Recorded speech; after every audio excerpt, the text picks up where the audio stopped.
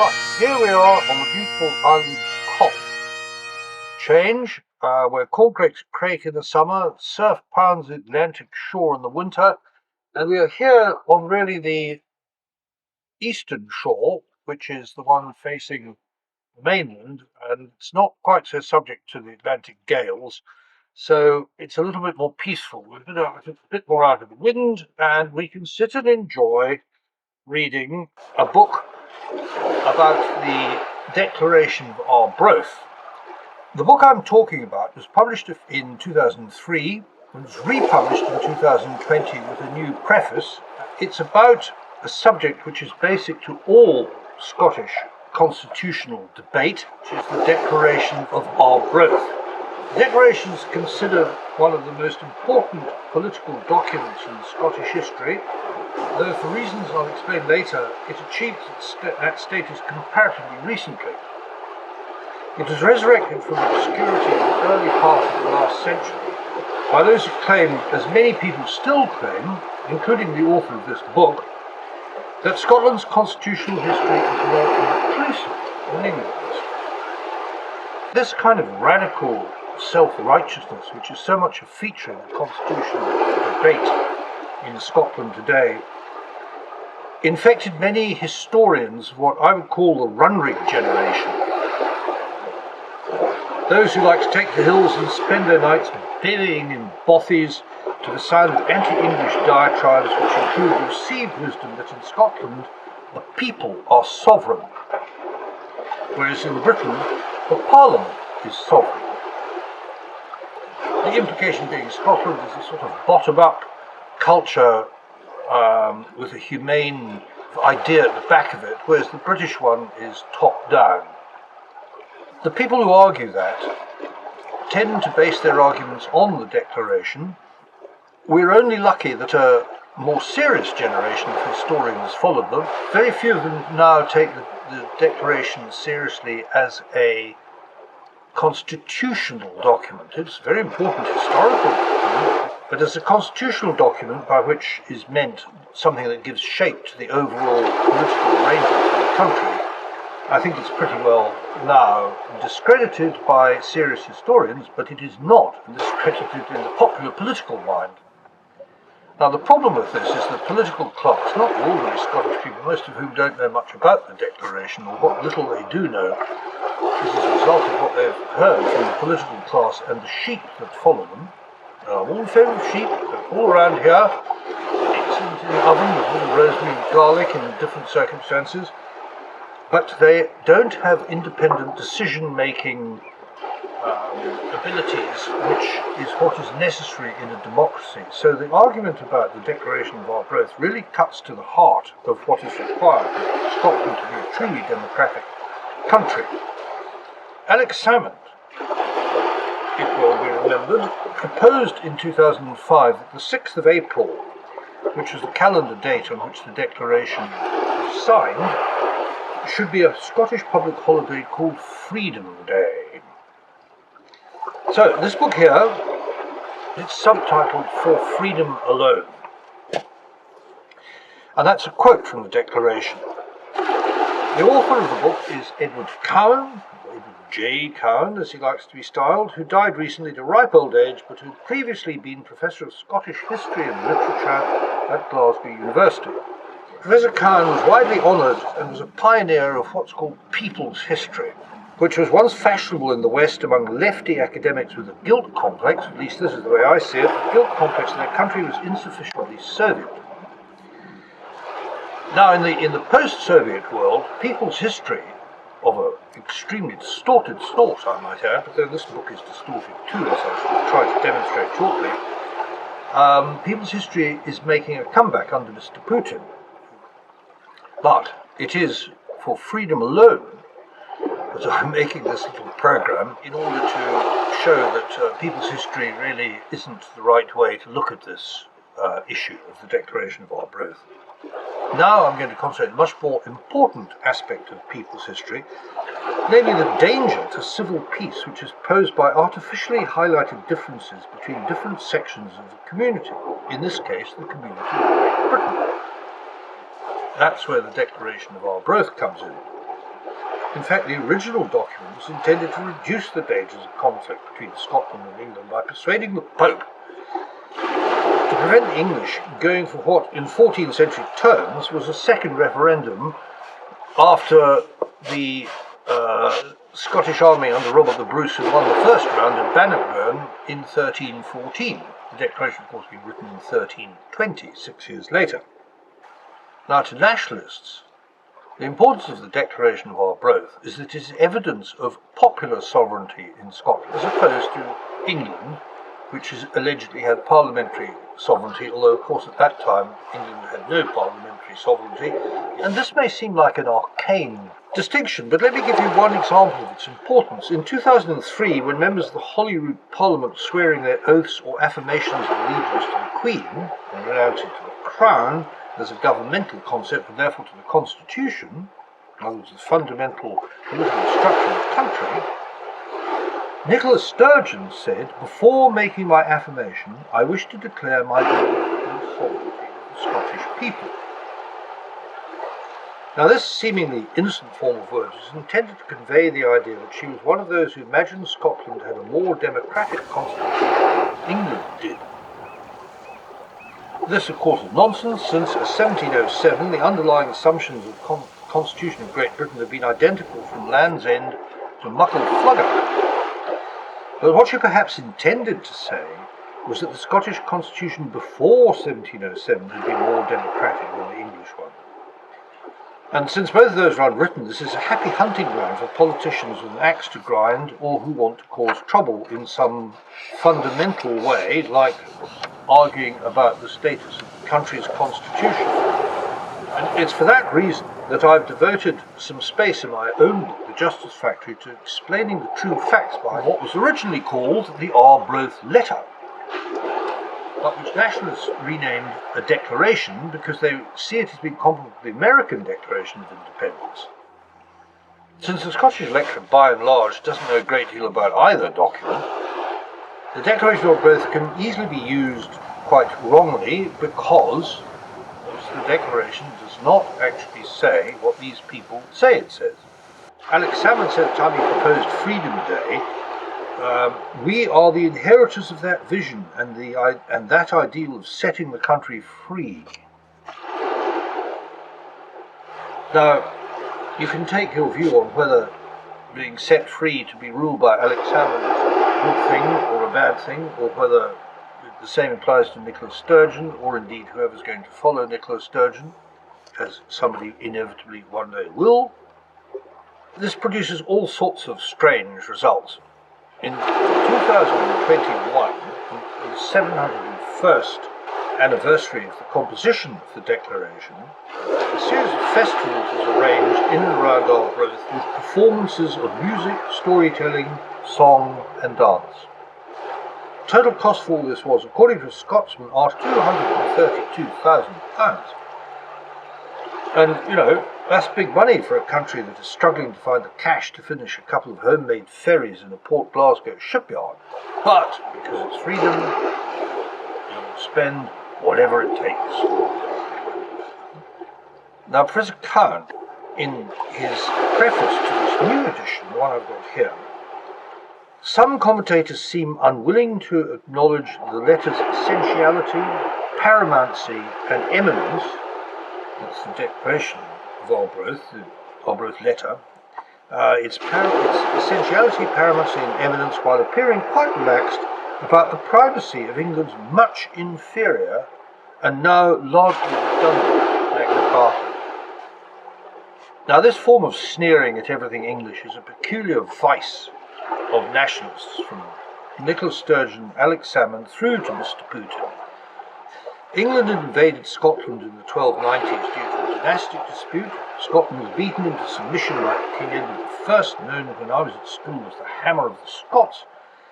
Then a decade or so afterwards, the Scots had recovered their poise and organisation, and in 1314 they in turn hammered Edward's son, Edward II, after which the English army fled south, according to friends at Murrayfield, to think again. The man responsible for that victory, King Robert Bruce, found himself facing challenges at home from supporters of an English-backed claimant to the throne, as well as an indirect one from abroad in the person of the Pope. His Holiness had no divisions, as Stalin remarked, but he did have the power of heaven and hell over Scots, who he had already excommunicated for refusing to stop fighting the English. After a meeting of the barons to discuss these threats early in 1320, the declaration was issued saying they would continue to resist the English whether under Bruce or some other king. Now, this was a perfectly legitimate effort of international diplomacy, as the Pope was recognised as the arbiter of European interdynastic disputes. The barons justified their claim to rule Scotland, and this is the imperial bit. This is what's so important, really. They justified their claim by quoting the victories of their Dalriadan, i.e. Irish ancestors. By referring to the Kingdom of Scots, the declaration says, Expulsis primo Britonibus et pictis omnino delitus. My Latin isn't good enough to really translate that properly any longer, but the National Archives of Scotland translates it as follows. The Britons it first, that's the Kingdom of Scots, the Britons it first drove out, the Picts it utterly destroyed. The argument in the declaration was that Scottish sovereignty was actually justified by the extirpation of the native peoples by the invaders. Sort of early form of clearances, you could say, except the latter clearances didn't kill people. In modern terms, they claimed the right to rule as a reward for successful ethnic cleansing. The barons were asking the Chief Justice of Christendom, i.e. the Pope, to spare them the sort of treatment they boasted of having meted out to those they had displaced or killed. To me, there is something slightly shameful, almost cowardly. I don't think this is a document that you should refer to with great pride. Now, this is a document which Alex Salmond wanted to erect into a founding charter of his own nationalist statelet. Sturgeon's objection to swearing allegiance to the Queen on the grounds of a belief in popular sovereignty was based on the idea that Scotland has always been superior to England in this respect. It's worth remarking that she made that claim in 2003, but not when she first entered Parliament in 1999. What might have persuaded her in the meantime to change her view? I don't know. But it is worth noting that the first edition of this book came out in 2003. So what sort of evidence of popular sovereignty might there have been in 1320? The first point is that the Scots of those days paid no attention at all to the declaration. In fact, that it was ignored for centuries until it was found to be a useful tool in different battles from those which provoked its composition. It was not even printed until 1680, 350 years after it was composed, and then only in Latin, which few of the people Scots could read by then. It was translated into English only after the 1688 revolution, but still largely ignored. It was not used as a political weapon until the early 20th century, 600 years after it was written. So we're being invited to believe that popular sovereignty was in the Scottish soul, but from 1320 through to the 1930s, it just lay dormant. Okay. The sovereignty of the Scottish people as a line of constitutional history in fact emerged with the SNP, which was founded on the 14th of December 1933. Now that was a year of nationalist upsurge throughout Europe. In Germany, a new party had come to power on the basis of the claim to the sovereignty of Das Volk, which is of course the people, while in the Soviet Union, the Stalinist nationalism was replacing Bolshevik internationalism. Heroes like Peter the Great came back into the favour at the expense of Marx and Lenin. As in the New Germany, the Soviet idea was that a single all-powerful leader would represent the people. German nationalism has moved on since then. Scottish and Russian nationalism has not. Like President Putin, the SNP is still fighting battles which have their roots in the 1930s. The barons who signed the Arbroath letter were said to have been representing the people of Scotland when they said that any king who did not defend the country against the English would be replaced. That is what modern nationalists call popular sovereignty. They contrast this with parliamentary sovereignty, which they see as being a uniquely English form of government. Despite democracy, it is said to be hostile to the Narod-based approach of the Scots since the Middle Ages. Now, this is not the place to go into these sort of arguments in detail, but it seems to me enough to say that few people accept that medieval Scotland was the only government in Europe at the time, actually with the partial exception of Novgorod the Great, in which the people had some meaningful influence over those who ruled the state. Nonetheless, this fairy tale constitutionalism was the basis on which Sturgeon and others refused to honour the British Queen voluntarily. The idea of a distinction between Scottish popular and English parliamentary sovereignty appealed to those people from the 1930s on who wanted a myth they could use to undermine Westminster governance by demonstrating the superiority of Scottish institutions over English ones. The creative misinterpretation of Scottish constitutional history was the work of John McCormick, who had helped found the National Party of Scotland while, like Sturgeon later, he was studying law at Glasgow University. In the 1930s, he claimed democratic superiority over England because Scotland had always been a freer country than its neighbour. This is what he wrote in his political biography, A Flag in the Wind, which was published in 1955. In nearly 2,000 years, no conqueror has ever brought a new and alien ruling class to subjugate the common people, which of course is exactly the opposite of what the barons were saying, which they said they had conquered the people of Scotland and either expelled or exterminated them. The practice of democracy came naturally to the people of Scotland, since in the fundamental sense of family all men were equal in blood and dignity, if not in power and wealth. We're all Jock Thompson's bairns. Scotland had no need for a Magna Carta. The king was not a supreme ruler standing above all law, but was the head of a family, primus inter pares, who had to obey the law like everyone else. That is, of course, the principle behind Magna Carta, which is now outdated under Professor Cowan. Anyway, every sentence of John McCormick's passage I've just quoted is nonsense. Scotland was conquered by invaders from Ireland who established Del Riada. The only law the Declaration asserts is the right of barons to change kings if the reigning ruler does not do as they want. But that was also the limit of law in the Kremlin in Soviet times, as the fate of Khrushchev illustrated in 1964. And that's a very long way from popular sovereignty. I think you would agree. The suggestion that the king was subject to law was ludicrous in a state which had very little law of any sort except between landowners and the king. There was hardly any people's law of the sort that protected the peasants in contemporary, but of course deeply inferior, England.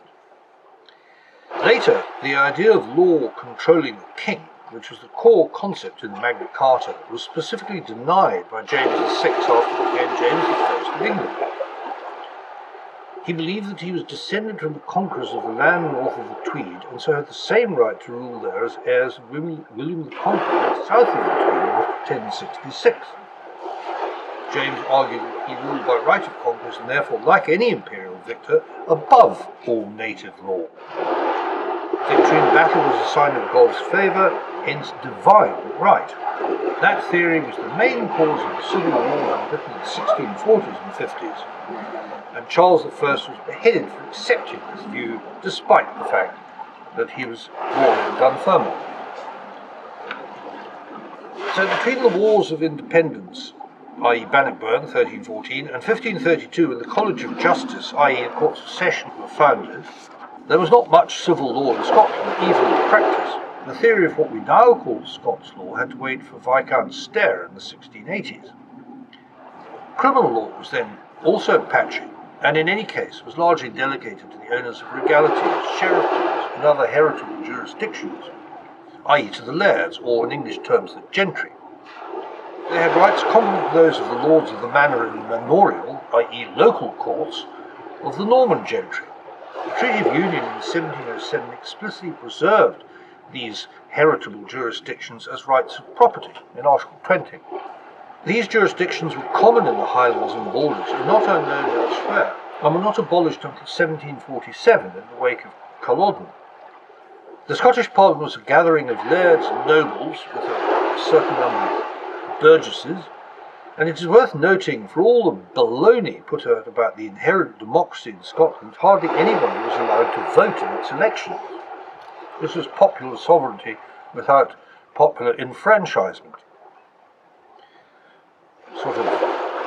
process of osmosis, you discern will of the people. That situation lasted until 1832, when the Reform Act changed the voting system of the Scottish Parliament for the first time.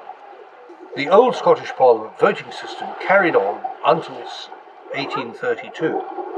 And just to give some context, in very broad terms, at the time of the American Revolution, approximately 1 in 6 Americans had the vote. Those were white, adult, male property owners. Approximately 1 in 60 people in England had the vote. They had to be more substantial property owners. And approximately 1 in 600 Scots had the vote.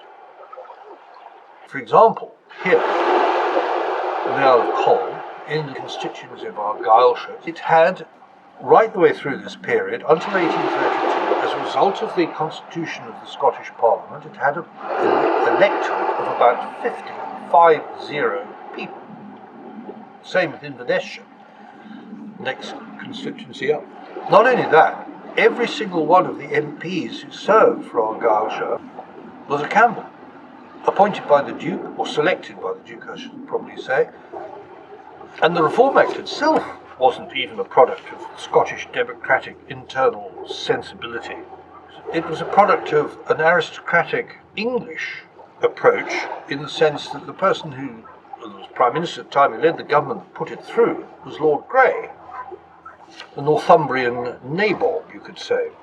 And I emphasise all this because the idea that the ordinary people of Scotland had any meaningful say in government before Lord Grey stepped in from the inferior jurisdiction that Cowan denigrates and sneers at is just totally absurd.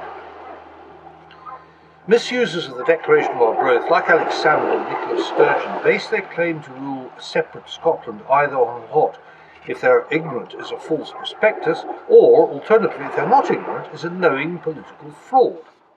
This book, I would suggest, is a kind of accessory to that fraud.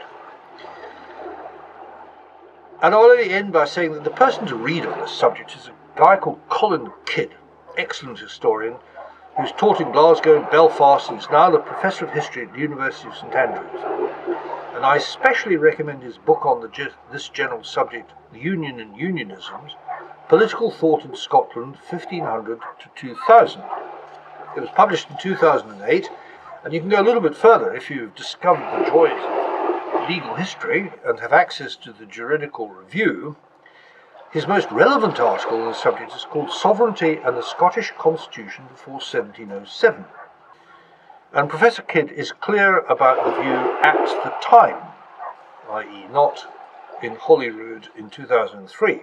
He concludes, and I quote, "There was no national consensus on the location of sovereignty in pre-Union Scotland. Sturgeon's claim to believe in the sovereignty of the Scottish people in contradistinction to English practice is dangerous, divisive nonsense. And the best I can do to halt this dangerous trend is to say, as loudly as I can, that Professor Cowan is talking through his bobble hat. And what I'd like to do as a final point about this is talk to my hostess here, Kirsty McFarlane, whose family have been on this croft for generations and who lives just over the rocks here, and who has a very good understanding of the Gaelic view of all these things, which is completely different from the Anglophone view. Remember that Alex Salmond, when he called his party Alaba recently, he didn't know that he was mistranslating the word that was the fundamental concept of his party, the name.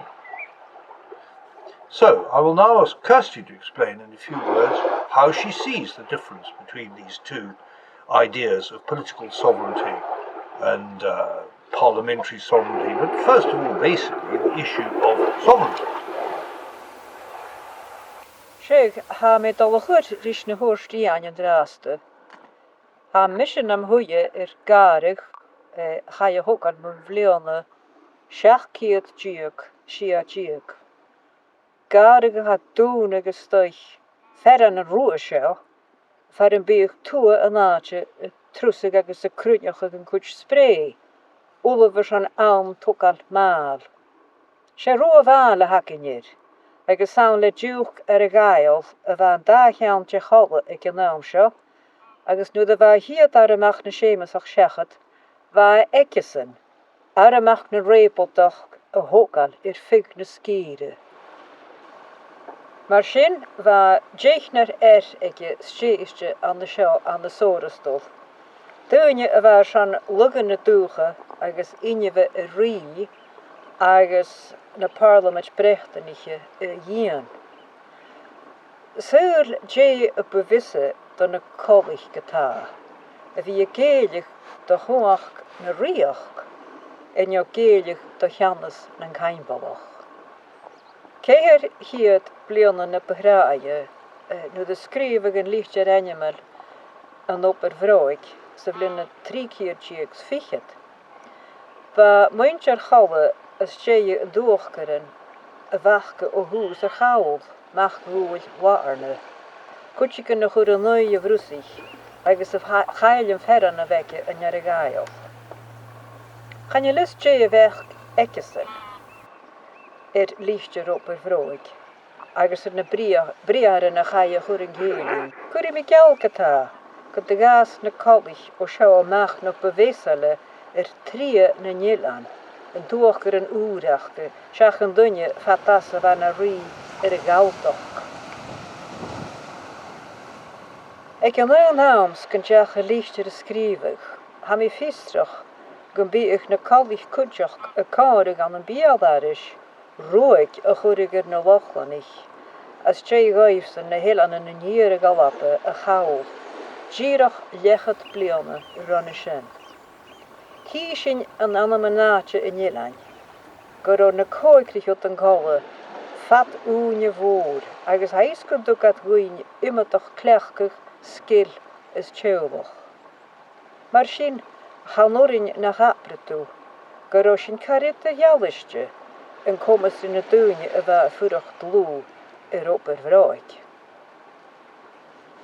A fachkel a honnagus sean hiadú sa bhéalda ag taseach na cóirci flindíag, sovereignty, ag cria in nilim seo.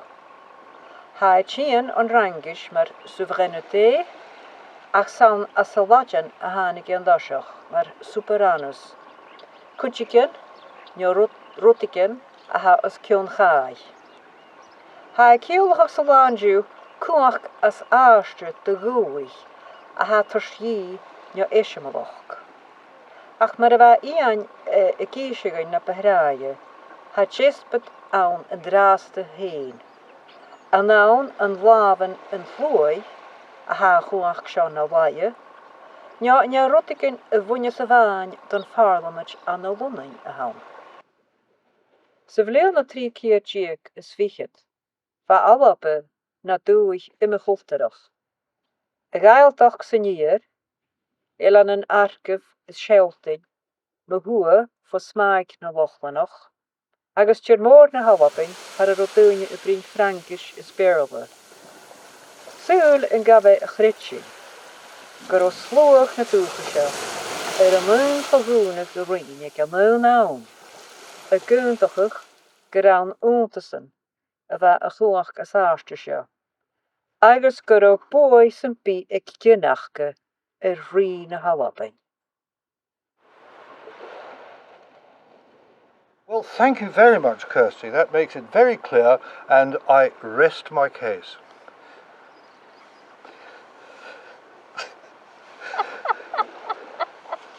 Well, I think that's all we need to say, isn't it, on this controversial subject? Oh, God.